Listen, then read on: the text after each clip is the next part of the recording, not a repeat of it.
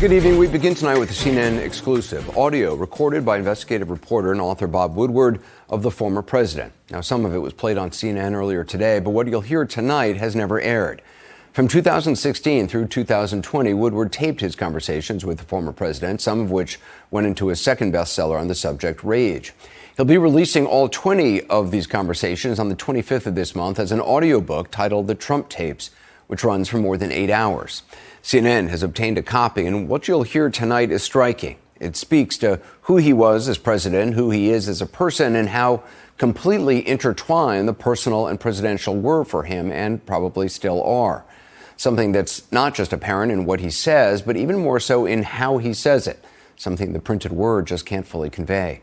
The conversations also speak directly to some of what the former president is now being investigated for, namely how he views classified material and a president's responsibility for safeguarding some of the country's deepest secrets. And that's why these conversations, which have never been heard before, are so significant.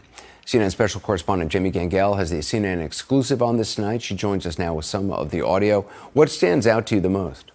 Well, I think, as you said, it's hearing Trump say these words, and you're in the room with Bob Woodward. It is Trump unvarnished, blunt, profane. It will not surprise you that he attacks people he doesn't like, and he boasts about himself over and over and over. But what's also revealing, Anderson, is how Trump seems to need to try to impress Bob Woodward, including at times telling him about classified information. I have built a weapons system that nobody's ever had in this country before. We have stuff that you haven't even seen or heard about. We have stuff that Putin and Xi have never heard about before. Getting along with Russia is a good thing, not a bad thing, all right? Especially because they have 1,332 nuclear fucking warheads. It's funny, the relationships I have, the tougher and meaner they are, the better I get along with them. You'll explain that to me someday, okay? But maybe it's not a bad thing. The easy ones are the ones I maybe don't like as much or don't get along with as much. Woodward says he was never able to verify the weapons system, Anderson, but he uses it as an example of just how casual, dangerous, cavalier, those are quotes from Woodward, that Trump is about classified information. The audio also has another recurring theme. Trump, over and over and over, tells Woodward just how tough he is. There's nobody that's tougher than me. Nobody's tougher than me. You asked me about impeachment. I'm under impeachment, and you said, you just act like you just won the fucking race. Nixon was in a corner with his thumb in his mouth. Yeah. Bill Clinton took it very, very hard. I just do things, okay? It's classic Trump, Anderson. I do what I want to do. Of course, it's also a stark reminder of the Trump presidency as he is floating that he wants to run again in 2024. So some of this audio we'd heard in 2020 around the publication of Woodward's book, Rage. How much of this is never before heard, not just from Donald Trump, but also from his aides? Well, there are more than 8 hours, so there's a lot we've never heard before. And there are absolutely new interviews with Trump's then National Security Advisor, Robert O'Brien, his deputy, Matthew Pottinger. And throughout the recordings, you hear in the background what I would describe as Trump's court. These are advisors, allies, family, people who are in the room. You hear Melania Trump, Senator Lindsey Graham, and the audio also gives an inside glimpse of Trump's inner circle. Like this exchange, this is in 2016, when then candidate Trump was asked whether he expects government employees to sign non-disclosure agreements. And his son, Don Jr., chimes in. Corey has one, Hope has one. Did you sign one? Stephen has one. Stephen has Donnie one. has one. I don't got one. I'm in the middle of the book, baby. I forget. I have two. He's the one I'm most worried about. Yeah, I'm not getting next week's paycheck until I sign one. Do you think these are airtight agreements? I think they're very airtight. And that no one could write a book? I think they're extremely airtight. I don't like people that take your money and then say bad things about you, okay? I'm not getting next week's paycheck until I sign one. Anderson, finally, the audiobook ends with Bob Woodward, who does commentary throughout the 8 hours, saying that his past assessments of Trump were not harsh enough. In the epilogue, Woodward says, quote, "Trump is an unparalleled danger. The record now shows that Trump has led and continues to lead a seditious conspiracy to overturn the 2020 election, which in effect is an effort to destroy democracy." End quote. Jamie Gangel, appreciate it. Stay with us, though. I want to bring in CNN chief political analyst Gloria Borger, also CNN political commentator and Republican strategist David Urban, former campaign advisor to the former president. So, Gloria, the new audio obviously sheds some interesting light on Trump's mindset during his presidency. I'm wondering what your biggest takeaway from what we just heard. Well, let me echo something that Jamie just said, which is his total and absolute carelessness when it comes to matters of national security. Talking cavalierly about how he built up our weapons systems, giving an exact number for Russia for the number of nuclear warheads they have, which, by the way, could be classified and could also not be true. We don't know the answer to that. And also talking about how tough he is compared to these other presidents. The one question that I had listening to it is, okay, you're so tough, then how could you not handle losing an election? Which is exactly what happened to him, and he wasn't so tough about it. David, as someone who knows the former president, does his bragging about weapon systems or trying to kind of ingratiate himself to Bob Woodward by giving numbers of, alleged numbers of Russian nuclear capabilities, talking about, how tough he is, does it shed light on why he may have been inclined to take classified documents to Mar-a-Lago? Now, listen, Anderson, and listen, I'm not surprised, right? Remember, I participated in lots of those conversations. I've heard the president talk like that on numerous occasions. Are you in these with tapes? Lots of people in the room. I'm not any of those tapes, but I've talked to Bob Woodward a lot, I tell you that much. And listen, Bob Woodward is an incredible journalist, and he has a way about him to get people to talk to him, right? Everybody knows Bob Woodward's writing a book, and everything you say to Bob Woodward's on the record, but yet people open the kimono and just kind of spill their guts to Bob Woodward. So kudos to Bob Woodward for that. But, as Jamie pointed out in her piece when she was introducing this, like none of this has been verified. Bob Woodward said, Trump is some hyperbole there about we've created the biggest, baddest weapon system that nobody knows about.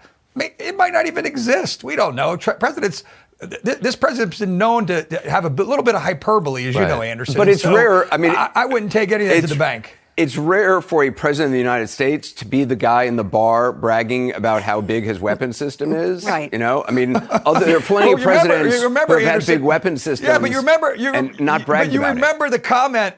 Yeah, but you remember the comment to Kim Jong-un. My button is bigger than his button. Remember that? Right, but this may shed some light on why those documents went to Mar-a-Lago. Why did he want to keep some of these things? We don't know the answer to that. We really don't. But if you listen to these tapes, it may be one of the reasons, let's say, maybe that he just likes to brag a lot. And so he likes to pull out the love letters from Kim Jong-un as he did for Bob Woodward. Maybe that's the reason. I mean, there could be more nefarious reasons, but this could be one of them. It is a fascinating idea, Jamie, that, one tries to look at sort of all the explanations for why somebody would take classified documents to Mar-a-Lago, and you think, is somebody trying to sell them? Is it for whatever? And it might just be he just likes to have stuff around him that he can brag about and show people his Kim Jong-un letter. Right. Because, Jamie, I want to play another clip where former President Trump decided to share with Bob Woodward. What is it? Is it the letter from Kim Jong-un, Jamie? The letters, yes. All right, let's play that. Nobody else has them, but I want you to treat them with respect. I haven't given them I understand. And don't say I gave them to you, okay? Okay. But I think it's okay. Normally, I wasn't going to give them to Bob, Would you make a photostat of them or something? No, I dictated them into a tape recorder. Really? Yes. I mean, okay. Right. So Bob, don't tell anybody. Right. Bob, don't tell anybody. Photostat, dictating it. It's quite a scene. But the reality is, this is the kind of incident where national security advisors to Trump, their heads were exploding. These are not letters letters from heads of state should not be handed off to reporters or shown. These are letters that we know that he likes to show and everything, but it's not the way it's supposed to be done, and they are classified. And there were other things that, he may have shared with him that it's just, as one very high-level intelligence official said to me, it is reckless. David, did he ever show you the Kim Jong-un letter? I can neither confirm nor deny that I've seen the Kim Jong-un letter. He has it framed on the wall. Yeah. Gloria, I mean, has there been a modern president? I mean, maybe I'm wrong. Who was so fixated on the trophies, particularly? I mean, I know Teddy Roosevelt liked to hunt, so maybe that's not a trophies. But I can't imagine. I mean, I only think of, let's think of past presidents. Jimmy Carter, when he left office, went to go build houses for Habitat for Humanity. He didn't exactly go around showing off trophies or classified documents or documents that should be classified. This is a person who has portraits of himself in all over the place, in his golf clubs, et cetera, et cetera. He is somebody who likes to show off and likes to brag. And so it's hard to imagine any former president behaving this way, dealing with the National Archives in this way, trying to negotiate for over a year, and then claiming, I declassified all this stuff, and telling somebody apparently who worked for him, they're mine. Anderson, former presidents don't do that. Could I just say, although we're laughing about the letters and his boasting and everything, let's not forget that he also took to Mar-a-Lago with him such highly sensitive, top secret documents that the archives went to the Department of Justice, and the Department of Justice did that search. So there are some things that may seem light, but there were some very sensitive documents there. Yeah. Yeah, Anderson, I would say that's exactly, Jamie's correct. Let's not conflate the things that he shared with Bob Woodward and what's in these tapes with what actually might have gone to Mar-a-Lago, right? Like, I don't think that what Bob Woodward was told is a threat to national security, wherein some of the documents that may have gone to Mar-a-Lago, some of this TSSCI, SAP, these documents may actually be pretty problems. Yeah, David Urban, Gloria Borger, Jamie Gangel, appreciate it. Thank you. Also tonight, another courtroom defeat for special counsel John Durham, whose investigation of the Russia probe, the former president once said, would, quote, reveal corruption at a level never seen before in our country, end quote. So far, it has not done that. CNN's Evan Perez joins us now with the latest. So John Durham's appointment as special counsel, his investigation of the Russia dossier began with a lot of high hopes for Attorney General Bill Barr, President Trump. What happened here? Well, Anderson, it started falling off the rails almost immediately as this case went to trial. It's a week-long trial. Igor Danchenko was charged with 5 counts of lying to the FBI. Last week, the judge threw out one of those counts. And during the trial, almost immediately, Durham himself went after some of his own witnesses after they delivered testimony that was helpful to Danchenko. And so it was frankly not a surprise when we saw the jury come back and said that he was acquitted on all 4 remaining counts. In the end, obviously, this was a case where the jury just did not believe that Danchenko lied to the FBI. And Durham has now taken 2 cases to trial. Both have ended in acquittals. Is there anything left of his investigation?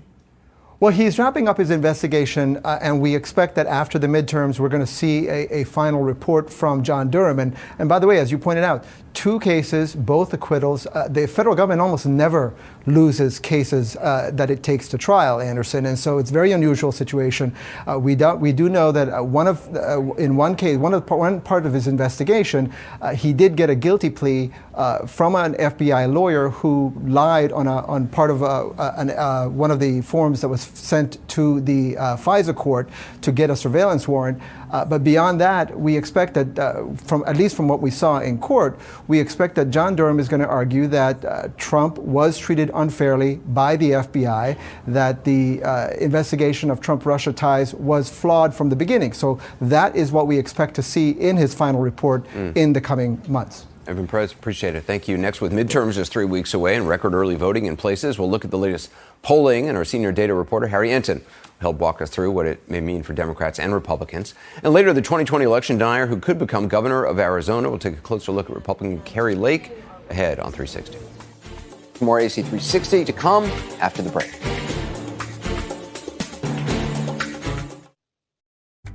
Following the news can sometimes feel, in a word, overwhelming. I'm David Ryan, host of the new CNN podcast, One Thing. And look, I totally get it. So every Sunday, we're going to slow things down a bit. Each week, I call up a CNN reporter who's been covering that big story everyone's been talking about, and we break it down together. Think calm, cool, and collected, not breathless breaking news. New episodes of CNN One Thing drop each Sunday on Apple Podcasts, Spotify, iHeartRadio, or your favorite podcast app. It can be a surprise to some folks that I live in a small town, like a really small town. People wonder, don't you miss having Postmates or a ramen spot just around the corner? This is Townsizing, a podcast from HGTV all about small town living. And I'm your host, Anne Helen Peterson. On Townsizing, we aim to get to the bottom of one question. What exactly is the mystique and allure of the American small town? Listen to Townsizing from HGTV wherever you get your podcasts.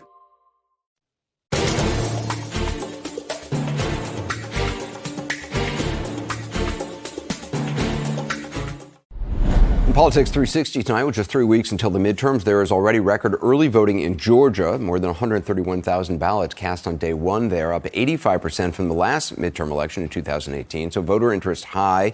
Nationwide as well, nearly 2.5 million early ballots cast. Just moments ago in Florida, debate wrapped up in the battle between Senator Marco Rubio and Democratic challenger Congresswoman Val Demings. Here's Senator Rubio answering a key question for all candidates this time around. Will you accept results of the 2022 election? I've never denied an election, ever. I've never said an election. I'm not like Stacey Abrams in Georgia that denied her election. I've never denied an election. I think in Florida, we have great election laws, but I think elections have to have rules. And Congresswoman Demings supported this effort to have a federal takeover of elections. What would that look like? You can't ask for ID. You have to ask for ID to get into her neighborhood where she lives, and that you have every right to have that. But you can't ask for it when they vote. Allowing people to drive around with a trunk full of absentee ballots, allowing people to basically register on an hour before the same day of the election, show up and vote and inject chaos. We have to have rules and we have to have laws. And those laws have to be followed. Florida has good election laws, and we have record turnout, like they had record turnout in Georgia, which they were out there calling some sort of segregationist Jim Crow bill. No, these are rules. These are rules that allow people to have confidence that their vote counted and their vote mattered. They're not suppressing anyone's vote. They are rules designed to make sure the system works the way it's supposed to. Let me just get you on record here that you will support the results of the 2022 election. We have great laws in Florida, absolutely. But will you? Sure, because I'm going to win. So I look forward to supporting that. But we're moving on. But yes, no matter what the outcome is, I'll support it because Florida has good laws. Again, we're now just 3 weeks from counting the votes. CNN's one and only senior data reporter, Harry Enton, joins us now. So what are we seeing out of Florida with this race? Look, Marco Rubio is going to win. I don't think there's a lot of mystery there. Obviously strange things can happen, but if you look at the polling, Marco Rubio is clearly ahead 5 to 10 points. I think we have a poll up there on the screen right now that has him up 7 points. Look, it's a red state. It's probably going to be a good year for Republicans. So the Republican candidate, Marco Rubio's going to win. So Georgia record turnout, what does that indicate? Anything? Yeah, we always talk about... Is that your answer? Yeah? We always talk about early voting. Oh, these record numbers. Yeah, turnout, interest is high. But the fact is that the people who turn out to vote early, the people who vote by mail, are overwhelmingly Democratic. Republican voters are going to mostly, or a lot of them, clearly more than Democrats, will wait until Election Day to count ballots. We know this from the polling. We know this through history. So there's not a lot that I read in early voting other than perhaps interest is high, which we know already because record primary turnout. I've been seeing some polling that there had been a lot of hope among Democrats that the pendulum was swifting toward Democrats, that may not be the case, that it may be more toward Republicans. Yeah, so if we look at the trend line, right, I think this is clear. Look at the generic ballot trend line. If you go back to June, you saw Republicans were ahead, then Roe v. Wade was overturned, and then by September, you saw the Democrats had actually overtaken Republicans on the generic ballot. Look where it is now. Republicans have regained that advantage. As Roe v. Wade kind of goes into the back mirror. You see Republicans running on the economy, running on crime. These are much better issues for them. So you're seeing Republicans retake that lead on the generic congressional ballot. Of course, we'll always show you that congressional ballot and you go, what the heck does that mean? You know, what does a congressional ballot, a generic congressional ballot mean? So what I've done for you, Anderson, and for the audience to make it clear, because I like making things clear, is I need things to be made clear to me. Fantastic. I've converted that into how many seats the Republican Party will actually win.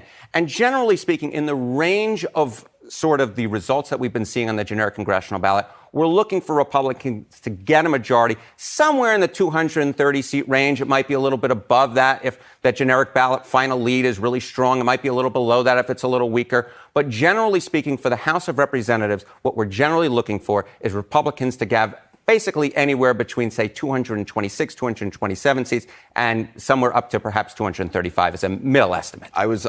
You lost me on your actual graphic, but I hear what you're saying. You're saying I so tried to make that very graphic complicated. I don't know. Put it back on that screen. What is that? Estimated GOP seats won 226 to 236 based on a final generic ballot. It's not your fault. It's not your fault. I think it's clear. What are the other Senate races that you're watching right now? Look, it's coming down to 4 seats. It's coming down to 4 seats. Democrats need to win 3 of these 4 races, right? We're talking about Arizona. We're talking about Pennsylvania, Georgia, Nevada. Right now, they are ahead in 3 of those 4 seats, with Raphael Warnock in Georgia being that 50th seat. Of course, if he gets to 50% plus 1 in order to avoid a runoff, who knows? It could be that we're determining Senate control in a runoff in Georgia in December. That's possible. But the other thing I'll note is these races are all within the margin of error. So it's plausible that we might not even need that runoff in Georgia. Republicans could, in fact, gain control of the United States Senate before that December runoff. Or if the Democrats win Nevada, maybe that they already get the majority themselves. So things are just really tight in the Senate, unlike the House, where I think Republicans are in a good position. All right. Harry Anton, I appreciate it. I'm going to try so hard on those graphics. No, it's fine. It's good. I explained it well with my words. More now. I think it was like poetry. More now on how this is all playing out in a key race in a state expected to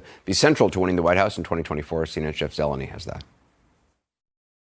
To deal with inflation, you have to reduce costs for the American family while we get through this, for sure. Congressman Dan Kildee is still talking about inflation 3 weeks before voters here in Michigan and across the country decide whether Democrats should retain control of Congress. By now, President Biden and his fellow Democrats hoped that high costs from the spring and summer would have eased. But the fierce economic headwinds seem as strong as ever. Is it a challenge for us? Absolutely. People tend to hold the party, holds the White House responsible for everything.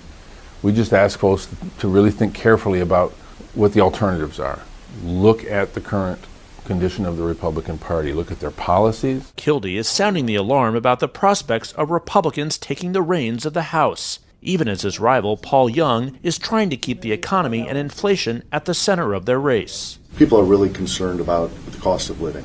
I mean, everywhere I go, gas prices, grocery prices, it's really hitting their budgets. The battle for control of Congress runs right through Michigan's 8th District, which includes Saginaw County, a battleground within a battleground that voted twice for Obama, once for Trump, and for Biden, one of only 25 such counties in America. This year, the verdict will be shaped by the dueling sentiments from voters like Tom Roy, a Republican who blames Democratic policies for inflation. Gas prices and the economy and inflation, I hope that we can't continue to spend. It's got to be, it's like a credit card. You can only tap that so long before it's over the limit. And from Tracy Botticelli, a Democrat who says there's plenty blame to go around for inflation. I want to scream from the mountaintops. It's not one guy who's doing this. So don't blame the Democrats, don't blame the president. No, I blame corporations and the corporate greed and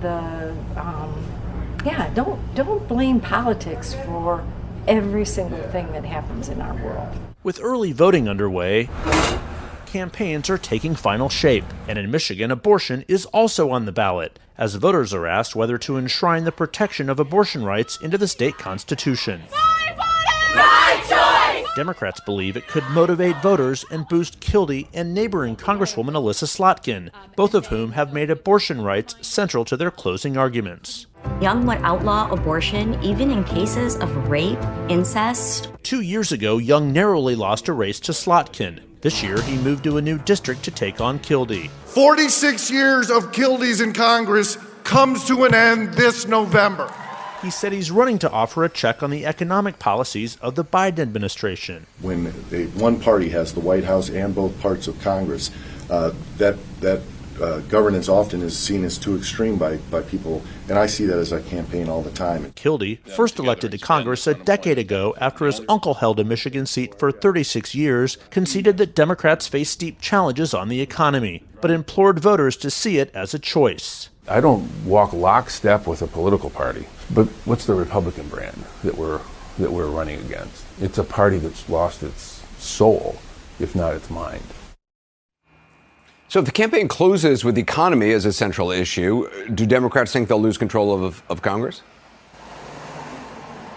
Anderson, there's no doubt the Democrats wanted to close this campaign in the final weeks with anything but the economy. We heard the president talk throughout the spring and the summer. They thought inflation was temporary. They thought by the fall it would change. Of course, it's burning hot as it ever was earlier this year. So now the bottom line, yes, there are many issues. Here in Michigan, abortion, still a huge question. Crime, also an issue.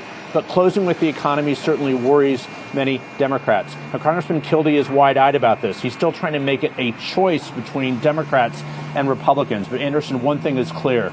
3 weeks from tonight, all eyes will be on here in Saginaw County. It's a classic swing area. It certainly will give an early sense of how the night will be for Democrats and Republicans alike. Yeah. Jeff Stellani, appreciate it. Thanks. We're going live to Ukraine next. Our Clarissa Ward with the CNN exclusive, an up-close look at the attack drones Russia is using against civilians, including a deadly attack in the capital, Kyiv, on Monday. As a top Ukrainian military official today predicted victory by next summer, the country also announced an increase in the death toll from Monday's drone attacks on the capital, Kyiv. 5 now dead, including an elderly woman, as well as a husband and his wife, who was 6 months pregnant. A friend of the wife spoke with CNN today, saying that the couple was inseparable and that they'd been thinking of leaving Kyiv days before the strike that killed them. Russia is increasing its use of these drones, which are supplied by Iran. And in a new development, 2 sources familiar with U.S. intelligence say that Iran has sent military personnel to Russian-occupied territory in Crimea to train and advise on the use of the drones. Clarissa Ward is in Kyiv with us tonight. She has a CNN exclusive. What more are you learning about the drones, Clarissa? Well, Anderson, there's definitely a sort of glaring disparity between what we're hearing from the Iranians and what we're hearing from the Russians and what we're seeing here on the ground in Ukraine. Essentially, the Russians say they're only using Russian weapons. The Iranians say they haven't been supplying the Russians with any weapons. But today, for the first time, we were taken by Ukrainian military intelligence to see a large Mohajer-6 Iranian-made drone. Everybody's been talking a lot about these kamikaze drones, but they're not the only ones that are being used on the ground with devastating effect. Take a look. At an undisclosed location, Ukrainian military intelligence officer Alexei takes us to see one of Russia's newest threats on the battlefield, an Iranian-made drone known as the Mohajer-6. It's big, это большой. Used by the Russians for reconnaissance and bombing. Yeah, it was shot. I can see this is the hole from where you shot it down. Yes, this is a hole from the rocket of Ukrainian forces. You can see 02/2022. So this is the date when it was made? We think that this plane was made in this year, when the Russians began to fly these drones. We have new problems on the battlefield. In just the last 8 days, more than 100 drones have been fired at Ukraine, mostly kamikaze Shahed 136 drones, smashing civilian infrastructure and terrorizing ordinary people. The Kremlin today said only Russian equipment with Russian numbers is used in its so-called special operation. But Alexei says there is no doubt where this drone comes from. Now, I don't see any writing in Farsi, in Iranian language. How do you know? Как вы знаете, что это иранское? We know that it is Iranian plane by 2 main things. The first thing, we watched the exhibitions of the planes in the other countries, and some years ago Iranian avia companies showed this This exact model. This plane. And the second thing, why that it is Iranian plane, yes, we have only one writing by the hand. Can you show me? Yes, go. So that's Farsi. I think, yes. You're right. Mm-hmm. So if I understand, you're saying that they tried to hide the fact that this was made in Iran. Yes. Ukraine has called for more sanctions against Iran for supplying the drones, but so far sanctions have had little effect. The components are commercially available in a number of different countries, from Japanese batteries to an Austrian engine and American processors. This is the Muhajir 6. Yes. Now we're seeing these kamikaze drones, the Shahed 136, and you say there's a new generation of drone coming too. The Arash 2? Arash 2, yes. We worry very much from this. And how soon could this new generation of drones be supplied to the Russians, and how much more dangerous could it be?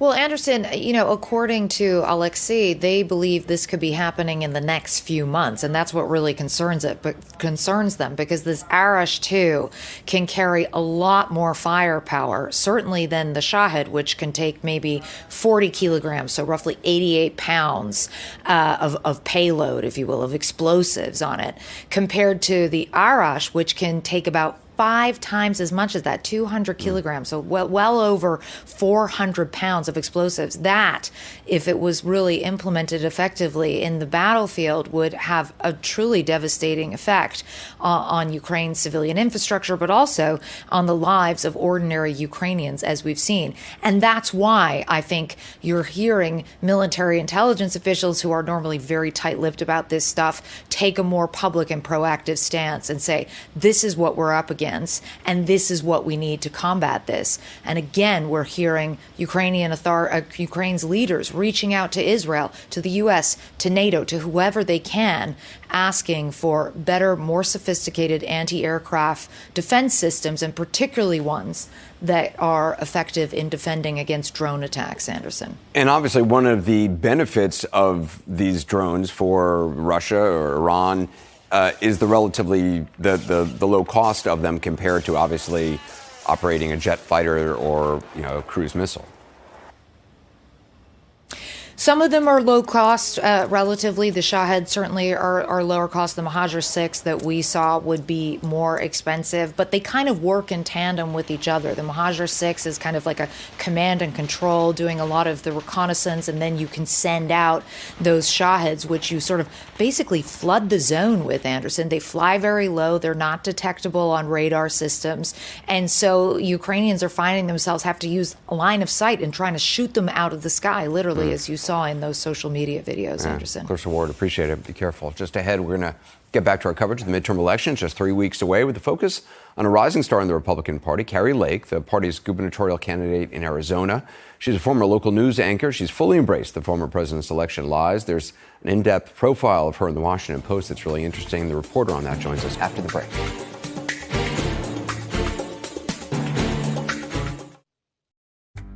Following the news can sometimes feel, in a word, overwhelming. I'm David Ryan, host of the new CNN podcast, One Thing. And look, I totally get it. So every Sunday, we're going to slow things down a bit. Each week, I call up a CNN reporter who's been covering that big story everyone's been talking about, and we break it down together. Think calm, cool, and collected, not breathless breaking news. New episodes of CNN One Thing drop each Sunday on Apple Podcasts, Spotify, iHeartRadio, or your favorite podcast app. It can be a surprise to some folks that I live in a small town, like a really small town. People wonder, don't you miss having Postmates or a ramen spot just around the corner? This is Downsizing, a podcast from HGTV all about small town living. And I'm your host, Anne Helen Peterson. On Downsizing, we aim to get to the bottom of one question. What exactly is the mystique and allure of the American small town? Listen to Downsizing from HGTV wherever you get your podcasts.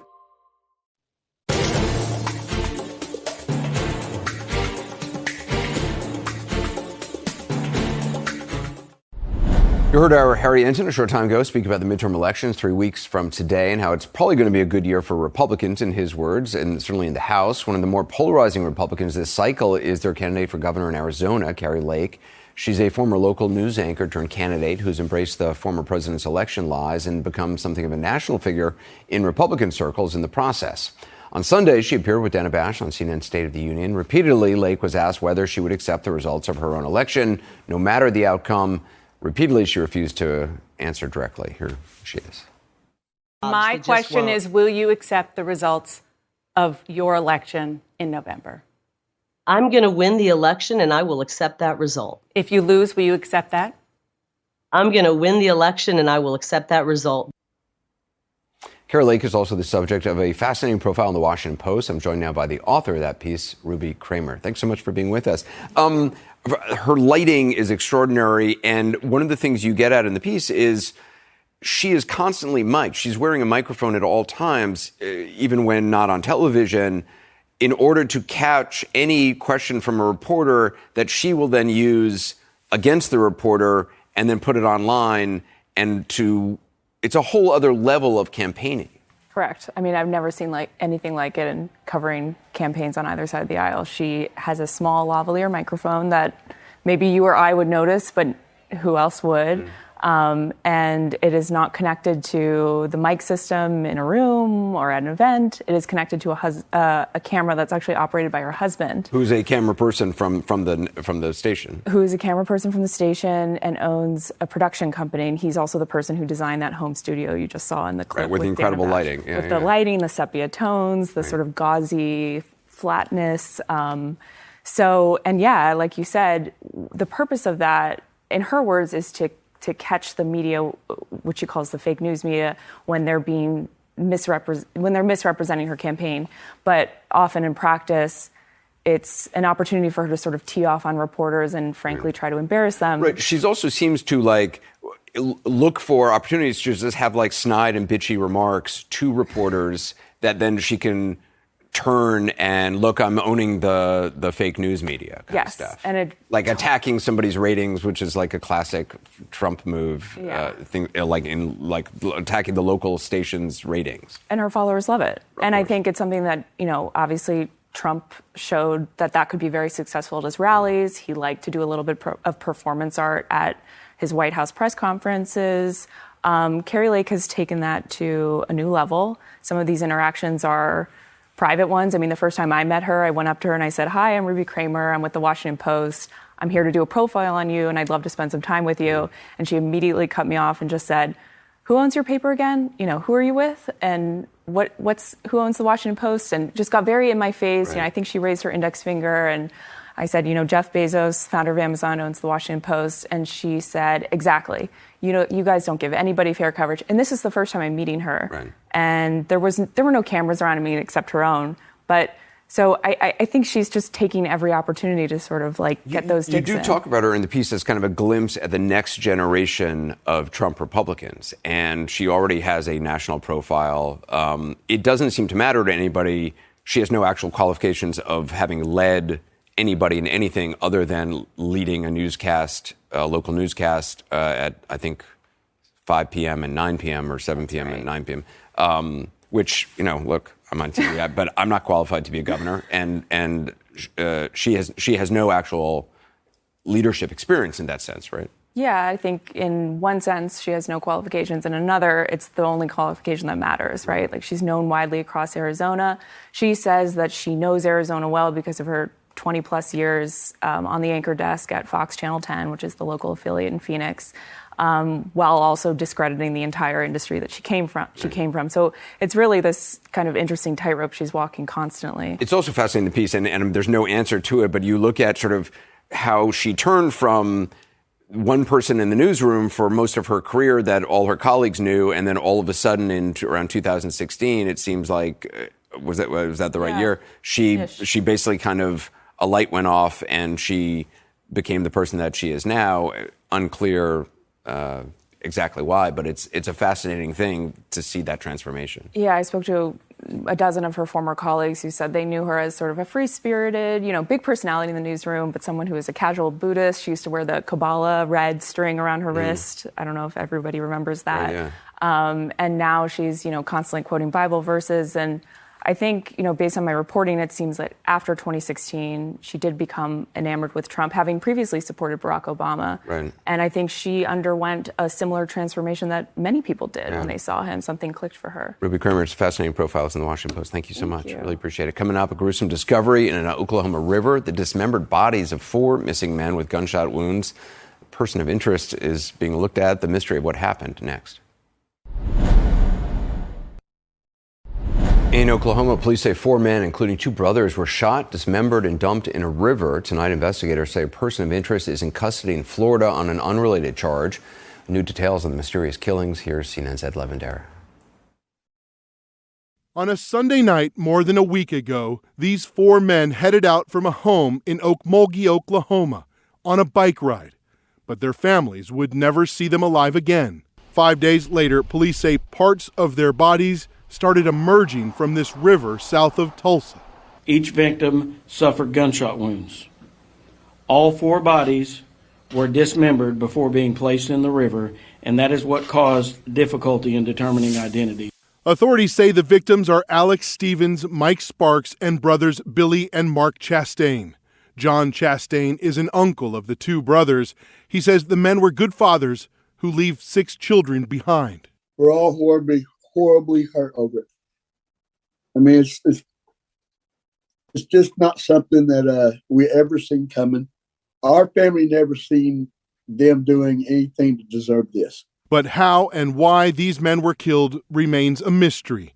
Investigators say the men's cell phones were last tracked in 2 salvage yards on the edge of town. Near one of those yards, investigators say they found evidence of a, quote, violent event. Investigators say they interviewed the owner of the salvage yards last Friday. The man denied knowing the 4 victims, but then he disappeared. Until Tuesday, when he was arrested in Florida for driving a stolen pickup truck with Oklahoma license plates.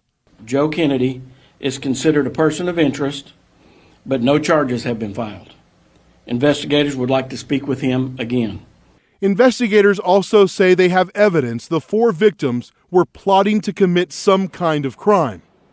That belief is based on information supplied by a witness who reports they were invited to go with the men to, quote unquote, hit a lick big enough for all of them. We do not know what they planned or where they planned to do it. Police there in Oklahoma have said that they believe these 4 men were planning some sort of crime. When you heard them say that, what'd you think? The boys, they were hard workers. They were hard workers. The whole family's devastated. Whatever they were doing, whatever it was, they weren't going out to murder people. Whatever was going on, I don't know. But what I do know is we need some justice for this. And Anderson, it's important to point out that this person of interest, Joe Kennedy, investigators say he was cooperative during their meeting with him on Friday. It's important to point out that there's been no indication so far that he's considered a suspect in this case. But that relative of one of the victims that you heard from there say the family is simply distraught over the gruesome nature of these murders. In his words, he described the murders as, quote, medieval. Anderson? And Levendare, appreciate it. Thanks. We'll be right back. New episode of my podcast, All There Is out tomorrow morning. All the past episodes are available now. You can point your phone camera at the QR code on the screen for a link. It's a podcast about loss and grief, and we've had a series of remarkable, poignant, and often profound conversations with Stephen Colbert, Molly Shannon, and others. This week's episode, I talked with artist and composer Laurie Anderson, who's incredible. I talked to her about the death of her husband, rock legend Lou Reed, and also the death of her beloved dog, Lola Bell, and some of the unexpected ways she felt after their deaths. That's it for this episode of AC360. You can check out our lineup of podcasts and showcasts at cnn.com/podcast or in your favorite podcast app. Thanks for listening.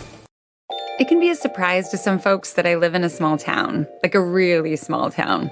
People wonder, don't you miss having Postmates or a ramen spot just around the corner? This is Townsizing, a podcast from HGTV all about small town living. And I'm your host, Anne Helen Peterson. On Townsizing, we aim to get to the bottom of one question. What exactly is the mystique and allure of the American small town? Listen to Townsizing from HGTV wherever you get your podcasts.